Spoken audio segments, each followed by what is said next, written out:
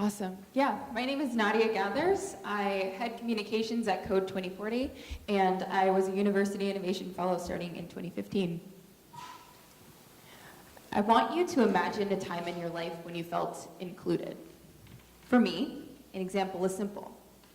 I went to over 7 schools in the course of my educational career, and I was never that great at making friends. Inclusion was the feeling when, in each new cafeteria, I was finally asked to sit at a lunch table. It felt like belonging. Now, I want you to imagine a time in your life when you felt excluded. For me, an example is also simple. In high school, a boy in my class said I wasn't even pretty for a black girl. Now, more than the insult, what really stung was this idea that in the hearts and minds of many of my peers, I was different. And we've all been on both sides of this fence. Some of us have spent more time on one side than the other. But this feeling, exclusion, I'd be willing to bet we've all felt it at some point in our lives. In my work with Code 2040 and the University Innovation Fellows, I take these feelings out of the dark and into the light. Heading communications for a nonprofit looking to achieve racial equity in technology, I've been in rooms where I felt like I belonged, in rooms where I was, for whatever reason, an outsider. It is my goal to create spaces that look like the world that I see when I look outside my window. But my role within these places is not to add non-white faces to brochures for recruiting purposes.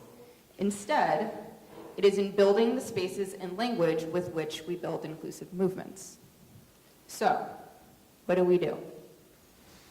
Now, these problems are complex, and they exist within a system of hatred and bigotry that lives on even today.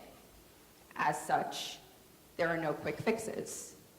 But these are the things that I bring with me to work every single day. 1, I start with empathy. The core of every inclusive movement is mutual respect. I may not have been exactly where you've been, but I can empathize with your struggle and your humanity. What that looks like in practice is the example that I used at the beginning of this talk. Remembering a time when you felt the pain of exclusion and using that as your baseline. Number 2, move past tolerance and into vulnerability. Conversations around gender, race, disability, and a litany of other topics can trigger even the best of us. So what can this look like in the workplace?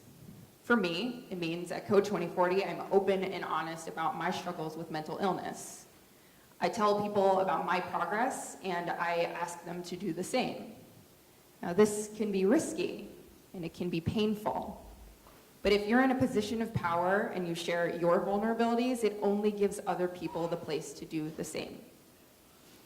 And 3, words mean things. The buzzwordy, tech-focused vernacular of the Valley can give even seasoned veterans a headache. For example, we often hear of failure of being something really awesome and that you should do fast and that you should ascribe to do. But many of us can't fail. When we go home, there's no one to catch us. Instead of using words like fail, think of words like reassess, redo, and learn. Translation is easy, and it's effective. It is important to remember that these are starting points.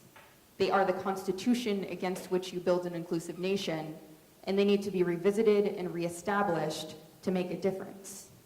Your work is never done, but it is necessary. You have the opportunity to bend the arc of the universe towards inclusion, should you decide to.